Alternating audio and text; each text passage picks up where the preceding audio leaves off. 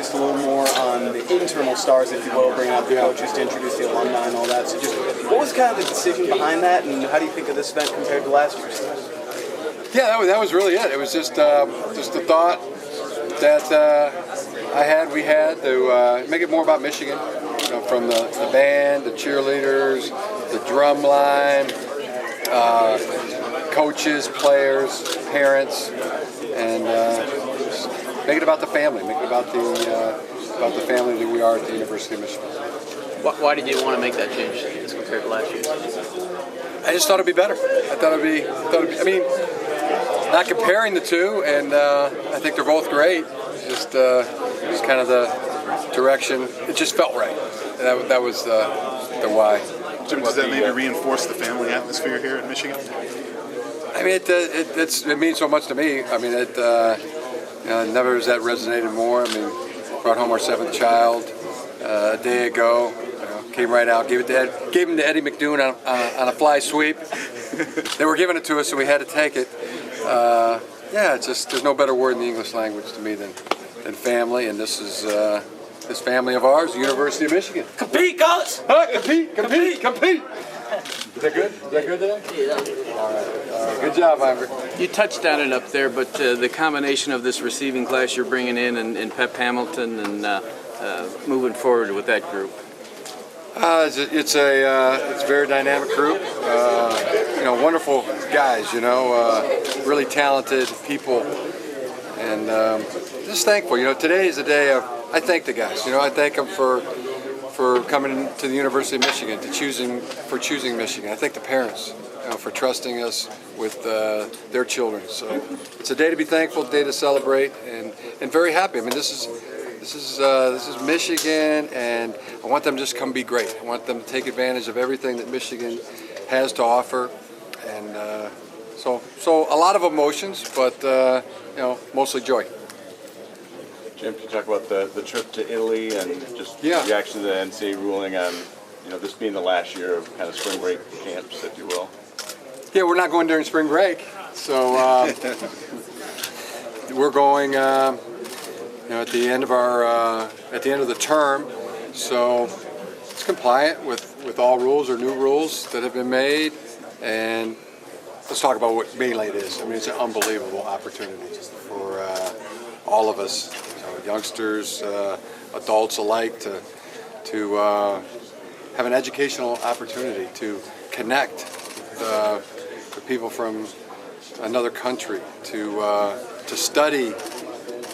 In terms of study abroad, most all our players are going to have that opportunity to study abroad, do internships, do service. I mean, we're going to Italy. We're going to be there for a week. We're going to practice, but from there, all our players are going to be able to branch out all over the world, thinking that the classroom, the world is our classroom, and they're going to be going Iceland, Belgium, Japan, Israel, South America, Puerto Rico, all over the world to do their classes in May. So it's so phenomenal that I can't wait to get there.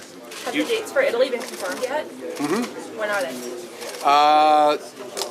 April 22nd to April 30th, and it'll depend for some of the players when their last final is, but anybody who's had their last final done by April 22nd will go as early as then. Jim, do you want this to be an annual thing, or once every couple years, or how do you plan on this going forward? I visit annual. Every year you want to do this? I got my places planned for year 2, Oh, you year do? 3, year 4. What's next? Did you guys like Italy because of your family connection? No, I did because of my family. What family connection? Because my grandfather Joseph Petey is Italian, and I'm 1/4 Italian.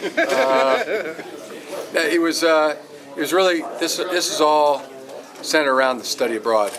That we're going to give our players off all of May to pursue their study abroad, and I thought that was a good center spot. Year 2, I want to go to South Africa. Year 3, I want to go to Japan. Year 4, I want to go to Israel. Year 5, not totally determined yet, but New Zealand or London, one of those two. So yeah, it's the possibilities are limitless, and the educational opportunity for our players is to the moon. So that's where we want to go. Jim, did you go out and fundraise for that? We could. Did you guys go out and fundraise for that, or is that? I mean, how did people receive that? Did you ask donors for help on this, and how was it received? I guess overall. Yeah, it was one person. One person is donated to make this happen, and he hasn't given me the clearance yet for me to say who that was, but one incredible guy, one incredible supporter. So it's a guy. One incredible Michigan man. Okay. Every year he's going to be the same guy supporting you? That hasn't been confirmed yet. Okay. But hopefully. Jim, you had a lot of former great players from the school here today with your future players. Talk about that element and what that meant to you today, to see that. Yeah, it felt great. It's great to see Braylon. It's great to see Funches. It's great to see all the Michigan players, and a lot of them that weren't on the stage. So many guys that we were teammates with. Triandro Marquay's son, got to meet him for the first time today. I mean, that chance to connect, that chance to reconnect. Also, this serves as a tremendous opportunity to do that. Do you think this study abroad, practice abroad, kind of the NCAA can't stop this? Do you think or hope? I don't know who would have a problem with that, or how they could, unless they're not for student athletes. This is bringing athletics and academics together. This is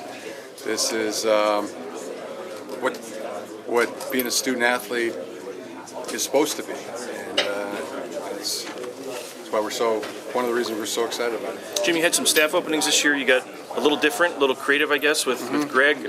Talk us through kind of the plan there, the idea to bring in another, kind of offensive line guy. I mean, overall. No, just great coach. Just looked at getting a great coach, and I think a book was written on that. Good to great.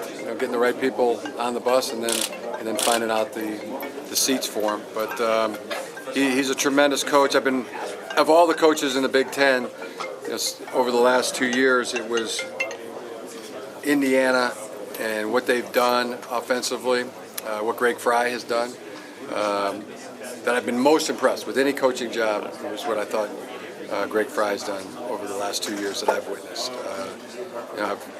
I recommended him. I don't know who Willie Taggart. I told my brother John, who was looking for a coach, line coach. I would find out who's at Indiana, coaching their offense, coaching their line, and they didn't hire him. So I said, "What the heck? I'm gonna go after him." So that's the way it works. You mentioned those linemen out there. How important it was to get linemen this year in the class. How important is it moving forward? Because you're replacing a bunch on the offensive line, especially to get that up, rebuilt, whatever you gotta do. Yeah, always going to be a priority. Always going to be a priority to have offensive and defensive linemen, length, athleticism, size, strength, and there could be more. I mean, as you noted, we need them. We need. We've had offensive and defensive linemen graduate, seven starters, eight starter caliber guys on both sides of the line. So there may be a fifth year, maybe a transfer. We'll see. We don't know, but we would certainly consider that. Coach, this is your school's highest rated recruiting class in almost 14 years. What does that say about the future and the direction that this program is going in? I feel great about it. I think give a lot of credit to our university, to our coaches, to our current players that help recruit these youngsters and their families to choose Michigan. It's the lifeblood of a college football program, is your recruiting class, and I'm thrilled because of the kind of people they are. Yeah, they're big time players. They're big time people too, and extremely excited from big time families. So that means so much. Jim, when you move someone like Jay to running backs coach from a different position, how much of an adjustment is that for a guy? You know, I don't know how much he's got in his background as a running backs and stuff like that, or is that something that you just pick up kind of from being on the offense? Again, just being a good coach. I mean, that's I think the most important point. You read the book Good to Great. We talk about getting the right people on the bus and then finding the right positions for them. But I think Jay's really smart, really good football coach. I was looking at my brother John's career. He started as a tight end coach, then he went to running backs. Coached running backs for quite a while, then moved to outside backers and defensive backs. And he was special teams coordinator, then head coach. So I think it's I can coach, you can coach. Got 11 early enrollees, I think, this year. Is that something you specifically wanted to do with all the openings coming up in the starting lineup, and how much does it help to have those guys in here? I think it's good. I think it's individual based on the youngsters that are coming out of high school. Some like to come right away at the mid-year. Some like to go through their final semesters in high school. Fortunately, we had a lot of spots to accommodate those that wanted to come at the mid-year. I don't think you've talked about Dylan yet. Do you like where your quarterback position as a whole is going? Get that arm loosened up, Dylan. Get that arm lubed up. I mean, only in it's been 2-3 years you guys have brought in a lot. Do you like where you're going with the stable there in the room? Yeah, we definitely really like our quarterbacks a lot, and Dylan will be a great addition. Big, tall quarterback who has great stature in the pocket. Also very athletic, and he's going to be able to move. Going to be wonderful to work with. Very talented. Comes from a great bloodline of athletes. Dad, mom, and his brothers, of course, well documented how good they've been. So he's another smart in the high threes with the grade point. That's been a consistent thing for this class, and there's guys that are in the high, the 3.5, the 3.6, the 3.7, 8, 9 range. It's speaks volumes on the kind of things that they're trying to accomplish. They're trying to be great. And then with Pep, that was awesome. Ward said he was happy that you guys were able to go and just get who you needed to get. I mean, you got a sitting NFL coordinator basically to coach your quarterbacks. Yeah. Just talk about how excited were you for that? Well, we had some. I mean, Jen Fish. We had great coaches that were here. Really felt like our staff was extremely strong the last 2 years, and Jed did a great job. He's a great recruiter, great guy, good friend. At first it goes, how are you going to do better? And Pep coming is tremendous. I mean, I have experience of working with him and know what kind of coach he is. Already has brought tremendous energy to the position, along with Greg Fry. So feel like we're very strong as a coaching staff. Jim, is Drake getting a 6th year? Drake Johnson? Yeah, is Drake Yeah, I mean, I think it's practically. I don't know if anything's ever foolproof when you're doing an appeal. But I mean, yeah, he's had 2 lost opportunities to play.